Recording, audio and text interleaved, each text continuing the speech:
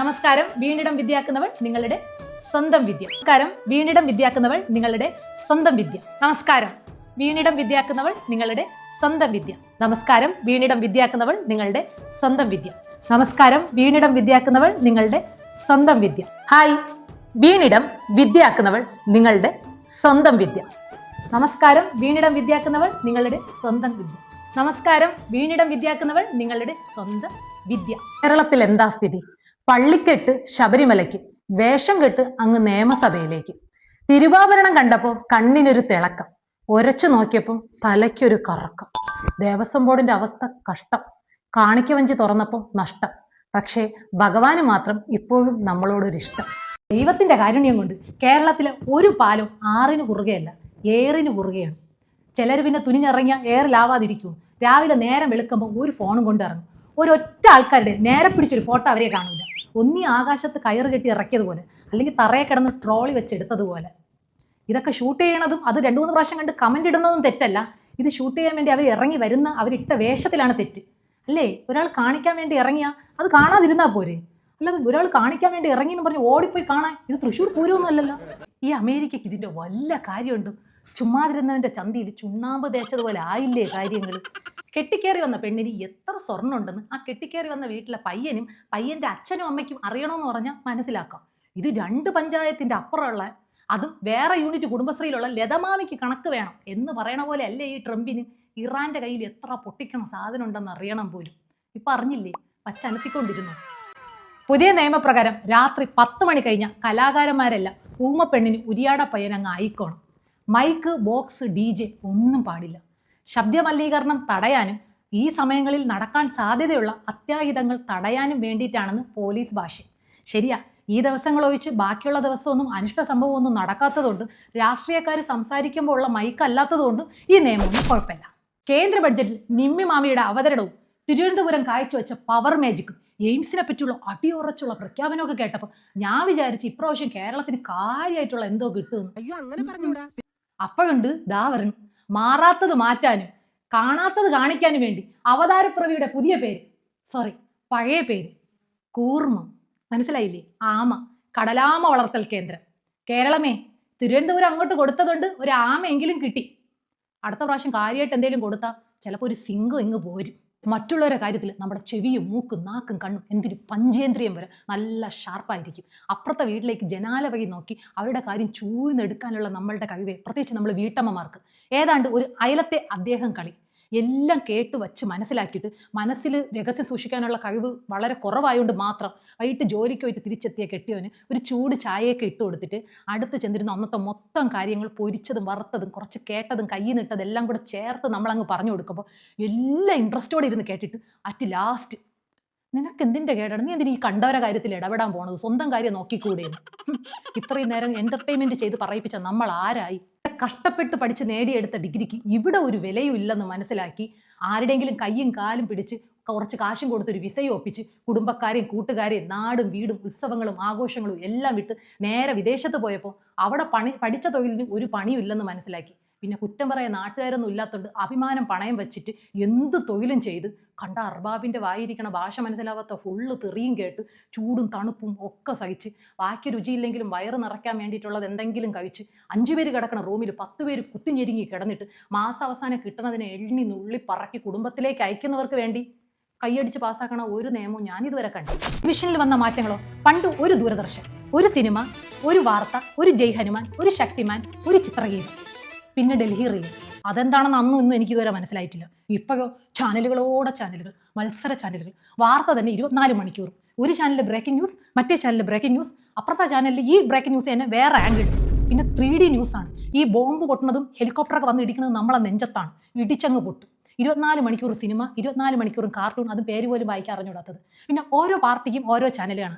അതാത് പാർട്ടിക്കാർ അവരോരോ ചാനൽ വെച്ച് ന്യൂസൊക്കെ കേട്ട് മനസ്സംതൃപ്തി അടയുക. പിന്നെ ആകെ ഉള്ള ഒരു ഒറ്റക്കെട്ടെന്ന് പറയുന്നത് ഒരു ചാനലുകളും സത്യം പറയില്ല എന്നുള്ളതാണ്. ഈ ന്യൂ ജനറേഷന് വേണ്ടി ഏറ്റവും നല്ല അടിപൊളി പരസ്യം ഇറങ്ങിയിട്ടുണ്ട്. Eat 7 star, do nothing. നീ വല്ലതും കഴിച്ചുകൊണ്ട് മിണ്ടാതെ ഒരു മൂലയ്ക്ക് ഇരിക്കുന്നത് തന്നെ നമ്മളെ സംബന്ധിച്ച് ഏറ്റവും വലിയ ഉപകാരമാണ്. വേറൊന്നുണ്ട്, നിന്നെ ഒരു നോക്ക് കണ്ടാലോ ദിനം ധന്യമായി, ദിനം ധന്യമായി. ഈ പരസ്യം കണ്ടിട്ട് കഴിഞ്ഞ 1-ാം തീയതി അങ്ങ് ചെന്ന് കയറി കൊടുത്തു. ഇനി പാണ്ടിലോറി നെഞ്ചത്തിടിക്കേണ്ട മാത്രമേ ഉള്ളൂ. ആത്മാവിന്റെ കാര്യം പറഞ്ഞപ്പോഴാണ് ഓർത്തത്. വെറുതെ ഈ കർക്കിടക വാവിനൊക്കെ പോയിട്ട് നമ്മളെ പൂർവികർക്ക് ബലിയിട്ട് തള്ളണത്. ഇലക്ഷൻ സമയത്ത് കുടുംബത്തിൽ മരിച്ചുപോയവരൊക്കെ വന്ന് കൃത്യമായിട്ട് വോട്ടിട്ട് പോകുന്നുണ്ട്. അതെങ്ങനെയാണെന്ന് മനസ്സിലാവണില്ല. പക്ഷേ ആ കളിയൊക്കെ ഇനി നിൽക്കും. അവതാരപ്പിറവിക്ക് പുതിയ പേര് BLO. ഇനി കറക്റ്റായിട്ട് ആരൊക്കെ എവിടെയുണ്ട്, എവിടെ താമസിക്കുന്നുണ്ട്, അവിടെ കുടുംബത്തിൽ ആരൊക്കെ മരിച്ചു പോയിട്ടുണ്ട്, ആരൊക്കെ അനധികൃതമായി വോട്ടിട്ടുണ്ട്, ഇതെല്ലാം കണ്ടുപിടിച്ച് കൃത്യമായിട്ട് വോട്ടിടിപ്പിച്ചിട്ടേ BLOയ്ക്കും വിശ്രമമുള്ളൂ. എനിക്ക് ഇന്ന് നമ്മൾ ഡോക്ടർമാർ എഴുതി തരുന്ന കുറിപ്പടികൾ വായിക്കാൻ പഠിക്കുന്നു, അന്നേ നമുക്ക് രക്ഷയുള്ളൂ. ഈ ECG റിസൾട്ട് പോലെ ഇരിക്കുന്ന തുണ്ടും കൊണ്ട് അടുത്തുള്ള മെഡിക്കൽ ഷോപ്പിൽ പോയി അവർ തരുന്ന മരുന്ന് വാങ്ങിച്ച് പൊട്ടിച്ചടിച്ച് കുടിക്കണവരാണ് നമ്മളല്ലേ. ഏറ്റവും വലിയ പ്രത്യേകത എന്താണെന്നറിയോ? നമ്മൾ ഏത് ക്ലിനിക്കിലാണോ പോണേ അവിടെ എഴുതുന്ന മരുന്ന് അതിൻ്റെ ചുറ്റുവട്ടത്തുള്ള മെഡിക്കൽ ഷോപ്പിൽ മാത്രമേ കിട്ടുള്ളൂ. ഈ മരുന്നിൻ്റെയൊക്കെ ഉറവിടം തേടിപ്പോയാൽ നമ്മൾ ഈ പ്രസാദം ഉണ്ടാക്കണ ബംഗാളികളെക്കാളും കഷ്ടമാണ്. തൂത്തുക്കുടിയിലെ സെൽവണ്ണ ഉണ്ടാക്കിയ ചുമക്കുള്ള മരുന്ന് രാജസ്ഥാനിലെ കബീർ സിംഗ് വഴി കേരളത്തിലെ പുരുഷമാമ വാങ്ങിച്ച് മക്കൾക്ക് കൊടുക്കും. പിന്നെ ചുമ്മാരിക്കണ കഫ് സിറപ്പിന് കാലൻ എന്ന് പേര്. പാചകത്തിന്റെ കാര്യത്തിൽ നമുക്ക് ഒഴിച്ചുവിടാനാവാത്ത നമ്മുടെ പ്രവാസി ആങ്ങളമാരുടെ കാര്യം തന്നെ. അവരൊക്കെ ഒരു കറി വെച്ചുണ്ടല്ലോ ഒരാഴ്ച വരെ കേട് കൂടാതെ അവിടെ ഇരിക്കും. ഒരു മീൻ കറിയോ ചിക്കൻ കറിയോ ഒക്കെ വെച്ചിട്ട് അടുത്ത വെള്ളിയാഴ്ച വരെ എങ്ങാനും കേടായ നിന്റെ തല അഴിച്ച് പൊളിക്കുമെന്ന് പറഞ്ഞ് ഉണ്ടാക്കി വെക്കുന്നത് പോലെ നമുക്ക് തോന്നും. ഈ കണക്കൊക്കെ ഒരു നേഴ്സ് വിചാരിച്ചാൽ തീരാന്നുള്ളതേ ഉള്ളൂ. ഒരു കുഞ്ഞ് ജനിച്ചിങ്ങോട്ട് കയ്യിൽ കിട്ടുമ്പോൾ ഒന്ന് ഇപ്പുറത്തോട്ട് മാറ്റിയ 3 വെള്ളം മുങ്ങി തോമസ് കുട്ടി ആവേണ്ടവനെ അങ്ങ് പൊന്നാനി കൊണ്ടുപോയി മുഹമ്മദ് കുട്ടിയാക്കും. അതേ കൈ കൊണ്ട് ഇപ്പുറത്തോട്ട് മാറ്റിക്കഴിഞ്ഞാൽ ഇടുപ്പിലൊരു ചരടും കെട്ട് അരിയിൽ മൂത്രം ഒഴിച്ചിട്ട് കൃഷ്ണൻകുട്ടിയാക്കും. That's all. തലക്കെട്ടുകളാണ് ഇപ്പൊ പ്രചരണത്തിന്റെ ഒരു ശക്തി. വിശ്വസ്തയുടെ നിറകുടം പറയണതാര്? സ്വന്തമായിട്ട് കൂടെ കൊട പിടിച്ചുകൊണ്ട് നടക്കണവനെ പോലും വിശ്വാസം ഇല്ലാത്തവർ. നല്ലത് തുടരും, നല്ലതേ തുടരാവും. മാറ്റങ്ങൾ തുടരാൻ പോകുന്നു. നാറ്റയ്ക്ക് സാവാതിരുന്നാൽ മാത്രം മതി. ഐക്യത്തോടെ മുന്നോട്ട്. ഐക്യം ഒഴിച്ച് ബാക്കി എല്ലാം കാണും. ഭരണമാറ്റത്തിന്റെ കാഹളം. ഭഗവാനെ കാവടി തുള്ളിയാണ് പോണത്, കിട്ടിയാൽ മതിയായിരുന്നു. പുതുയുഗം പിറക്കും എന്ന് കുറച്ച് യുഗപുരുഷന്മാർ ജനഹൃദയങ്ങളിൽ, ഹൃദയത്തിലല്ല വയറ്റിൽ കത്രിക. ഒന്നായി മുന്നേറാം. പാലം കടക്കുവോളം മാത്രം. അക്കൗണ്ട് തുറക്കും. മിനിമം ബാലൻസ് എങ്കിലും ഉണ്ടായിരുന്നാൽ മതി. യുവത്വം ഭരിക്കട്ടെ എന്ന് 70 വയസ്സ് കഴിഞ്ഞ ഒരു കൂട്ടം യുവാക്കൾ. തോൽക്കുന്നവരെ ആത്മവിശ്വാസം വളരെ നല്ലതാണ്. ഈ ഫ്രണ്ട്ഷിപ്പിന്റെ വേറൊരു സാധനം എന്ന് പറയുന്നത് ഈ മേറ്റുകളാണ്. Classmate, school mate, college mate, room mate, temple mate, hospital mate, bar mate, കലുങ്ക് മേറ്റ്, ട്രാഫിക് ബ്ലോക്ക് മേറ്റ്, തൊഴിലുറപ്പ് മേറ്റ്. എന്തിനു പറയണേ, കഴിഞ്ഞ കർക്കിടക ബലിക്ക് ഒരുമിച്ചിരുന്ന് ഇന്ന് വിളിച്ചവന്മാർ വരെ ബാഹുബലി മേറ്റായിട്ടുണ്ട്. പോകാൻ നേരത്ത് പറഞ്ഞത് നമുക്ക് അടുത്ത ബലിക്ക് കാണാം. അടുത്ത ബലി ആർക്കിടാൻ പോണെന്ന് എന്തറിയാം. പിന്നെ ഡീസലിൻ്റെയും പെട്രോളിൻ്റെയും വില കൂടുന്നത് എനിക്ക് നല്ല വ്യക്തമായിട്ടുണ്ട്. മറ്റേ ചേട്ടൻ നമുക്കെല്ലാം പഠിപ്പിച്ചു തന്നിട്ടുണ്ടല്ലോ.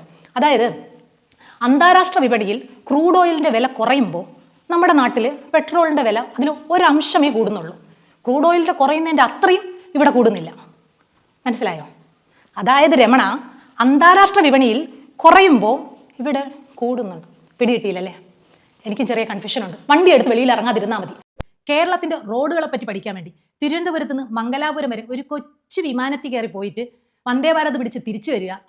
കേരളത്തിലെ പട്ടിണി പാവങ്ങളെ പറ്റി പഠിക്കാൻ വേണ്ടി അങ്ങ് ജപ്പാനിൽ പോയി 7 സ്റ്റാർ ഹോട്ടലിൽ താമസിക്കുക. കേരളത്തിൽ ആധുനികവും വികസനപരവുമായ വൈദ്യം കൊണ്ടുവന്നിട്ട് അങ്ങ് അമേരിക്കയിൽ പോയി അവിടുത്തെ ഹോസ്പിറ്റലിന് വൃത്തിയുണ്ടോ എന്ന് നോക്കുക.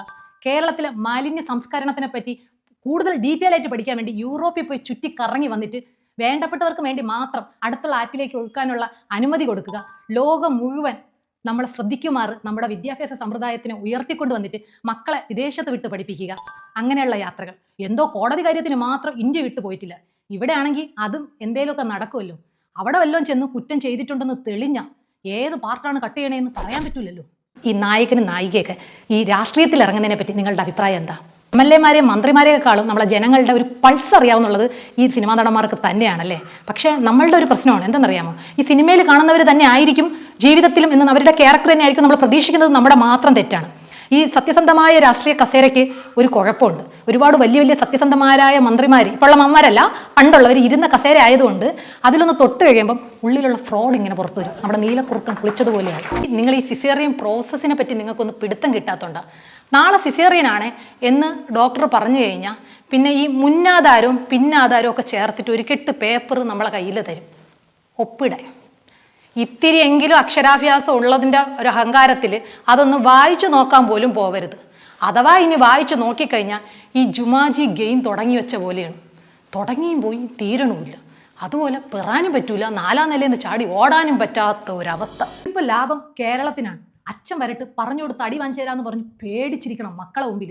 അച്ഛൻ വന്നപ്പോൾ കുടിച്ച് ബോധമില്ലാതെ 4 കാലിൽ എന്ന് പറഞ്ഞ പോലെയാണ്. ഒരു യുദ്ധം വന്നപ്പം കേരളം എന്തൊക്കെയാണ് മറന്നത്? സ്വർണം, കരിങ്കൊടി, ചിന്തിക്കാത്ത മുദ്രാവാക്യം, പീഡനം എല്ലാം മറന്നുപോയില്ലേ? ന്യായീകരിച്ച് നിൽക്കക്കള്ളിയില്ലാതെ വരുന്ന അവസ്ഥയിൽ കേരളത്തിൽ പെട്ടെന്നൊരു ദുരന്തം, മണ്ണിടിച്ച്, പ്രളയം. സത്യം പറഞ്ഞ ഇവിടെ ഉള്ളവർ ഭാഗ്യവന്മാരാണ്. എല്ലാവരും എല്ലാം മാറ്റിവെച്ച് ഒറ്റക്കെട്ടായിട്ട് അതിലോട്ട് ഇറങ്ങും. അത് കഴിഞ്ഞിട്ട് വേണം അതിൻ്റെ വകയിൽ വന്നതിലുള്ള അടികൂടൽ നടത്താൻ വേണ്ടി. കേന്ദ്രം അവിടെ നിന്ന് വന്ന് നമ്മളെ നിന്നുള്ളത് പിടിച്ചെടുത്തുകൊണ്ട് പോകുന്നു. കേരളം അവരേൽ പോലും ഇല്ലാത്തത് നമുക്ക് തരാമെന്ന് പറഞ്ഞ് പ്രലോഭനത്തെപ്പെടുത്തുന്നു. സത്യത്തിൽ സാൻഡ്വിച്ച് നമ്മളാണ്. ചുരുക്കത്തിൽ നിമ്മി മാമിക്ക് കണക്ക് നിശ്ചയം, ബാലേട്ടൻ്റെ തീരുമാനം സുനിശ്ചിതം, നമ്മൾ സാധാരണക്കാരുടെ ജീവിതം സംശയം. പെട്രോൾ അടിക്കുമ്പോൾ സെസ്, അത് കണ്ടു നിന്നാൽ നമുക്ക് സ്ട്രെസ്. കേന്ദ്രം കഴുത്തിൽ കുരുക്കിട്ട് മുറുക്കുമ്പോൾ കേരളം വായും മുക്കും കൂടെ പൊത്തിപ്പിടിക്കുന്നു. നിസാരം. ഇലക്ഷൻ്റെ അന്ന് വോട്ടിടാൻ പോണ ഒരു പവറുണ്ട്. അപ്പം നമുക്കൊക്കെ ഒരു രാജാവിൻ്റെ പവറാണ് കേട്ടോ. നമ്മുടെ ബൂത്ത് നമ്പർ പറഞ്ഞു തരാനും, കഴിച്ചെന്ന് പറഞ്ഞാലും ഒരു ഇഡലിയും കൂടെ കയറ്റിയിട്ട് പോ ചേച്ചി എന്ന് പറഞ്ഞാലും, നടന്ന് തളരണ്ടെന്ന് പറഞ്ഞ് ഓട്ടോ പിടിച്ച് വരാനൊക്കെ ഈ പാർട്ടിക്കാരുടെ ഒരു ബഹളം കാണണം. ഇനി വോട്ടിട്ടിട്ട് നമ്മൾ തിരിച്ചു വരുമ്പോൾ ഉണ്ടല്ലോ, നമ്മളൊരുമാതിരി ആത്മാവിനെ പോലെയാണ്. നമുക്ക് ഈ ചുറ്റുമുള്ള എല്ലാം കാണാം. ഇവന്മാർക്കാരും നമ്മളെ കണ്ണിന് പിടിക്കൂല. അതെന്താന്ന് അറിഞ്ഞൂടാ. എന്തിനും ഏതിനും പാരസെറ്റമോളേ എന്ന് വിളിച്ചിരുന്നൊരു കാലം നമുക്കൊക്കെ ഉണ്ടായിരുന്നല്ലേ. ഇപ്പം ഏതെങ്കിലും ഒരു അസുഖത്തിന് മരുന്ന് കഴിച്ചാൽ അത് മറ്റുള്ളവയ്ക്കെല്ലാം വിഷമായി പോകുന്നുള്ളവരെ പോലെയാണ്. പണി അറിഞ്ഞൂടാത്ത ഇലക്ട്രീഷ്യനെ കൊണ്ട് വീടിൻ്റെ ഇലക്ട്രീഷ്യൻ പണിയെല്ലാം കഴിച്ചിട്ട് ട്യൂബ്ലൈറ്റ് ഇടുമ്പം അങ്ങ് മൂലമറ്റത്തെ ട്രാൻസ്ഫോമർ വരെ അടിച്ചു പോയി എന്ന് കേട്ടിട്ടില്ലേ? അതുപോലൊരവസ്ഥ.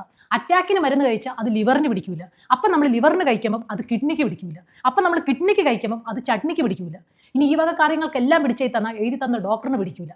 അവസാനം എഴുതി തരേണ്ട ഡോക്ടറിനും ഇവർക്കും എല്ലാം സമ്മതമായിട്ടുള്ള ഒരു മരുന്ന് കഴിക്കാന്ന് വെച്ചാൽ അത് നമ്മളെ വയറ്റിന് പിടിക്കില്ല. രജിസ്റ്റർ ബുക്കിൽ സ്വർണ്ണപ്പാളി എന്ന് എഴുതിയപ്പോൾ ഇത്തിരി അക്ഷരം മാറിപ്പോയി ചെമ്പുപാളി നായിപ്പോയി. അതിനുണ്ടാക്കിയ ഒരു പുകിലേ. അല്ലേലും മണ്ണിലും വിണ്ണിലും തൂണിലും തുരുമ്പിലും ദൈവമിരിക്കുന്നു എന്നാണല്ലോ. ചെമ്പിലും ദൈവത്തിന് ഇരിക്കാം. കാട്ടിലെ വിളയാടി നടന്ന മയിലെ വലയില്ലാമ പിടിത്ത് തീനും തെനയും കൊടുത്ത് നീരും നെരുപ്പും കൊടുത്ത് പാസ നേസം കൊടുത്ത് ഉലകറിയാമ അൻപുക്ക് പിൻപേ അൻപ് പെടാമ കണ്ടം തുണ്ടമ വെട്ടിയെടുത്ത മയിലെണ്ണ തേച്ച പോലെ ഈ പോലെ നമ്മളിങ്ങനെ വളച്ചങ്ങ് നിർത്തും. എന്നിട്ട് നടുവിനിട്ട് ഒറ്റക്കുത്തു. മുരുകാവൻ മയിലെ കൊന്തു വിട്ടാൽ ആണ്ടവാന്ന് പറഞ്ഞതുപോലെ. പിന്നെ അരയ്ക്ക് താഴ്പോട്ട് ജീവനുണ്ടോന്ന് അറിയണമെങ്കിൽ നമ്മളിങ്ങനെ തട്ടി നോക്കണം. ജനനം ഒരിടത്ത് മരണം, ചുമലിൽ ജീവിതഭാരം. ഈ യാത്ര തുടങ്ങിയതെവിടെ നിന്നോ, ഇനിയൊരു വിശ്രമം എവിടെ ചെന്നോ. എന്ത് മനോഹരമായ വരികളല്ലേ. ജീവിച്ചിരുന്ന കാലത്ത് സ്വർഗവും നരകവും ഒന്നും അന്വേഷിച്ചു പോവാതെ ഉള്ള ജീവിതം മറ്റുള്ളവർക്ക് വേണ്ടി മാത്രം കളയാതെ ഇടയ്ക്ക് സ്വന്തം കാര്യം കൂടെയൊക്കെ ഒന്ന് നോക്കി ജീവിക്കും. ഇല്ലെങ്കിൽ മരിച്ച് നെഞ്ചത്തൊരു റീത്തും വെച്ച് കിടക്കുമ്പോൾ ചെറുതായിട്ടെങ്കിലും ഒരു കുറ്റബോധം തോന്നും. അതുകൊണ്ട് പറഞ്ഞതാ.